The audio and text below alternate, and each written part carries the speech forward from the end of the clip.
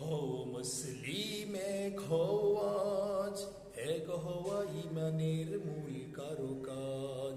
এক হও মুসলিম এক হও আজ, এক হওয়া ইমানের মূল কারুকাজ। আল্লাহর রোজকে ধরো এক হয়ে, দুর্জয় কাফেলাও গড়ো এক হয়ে। আল্লাহর রোজকে ধরো এক হয়ে, দুর্জয় কাফেলাও গড়ো এক হয়ে।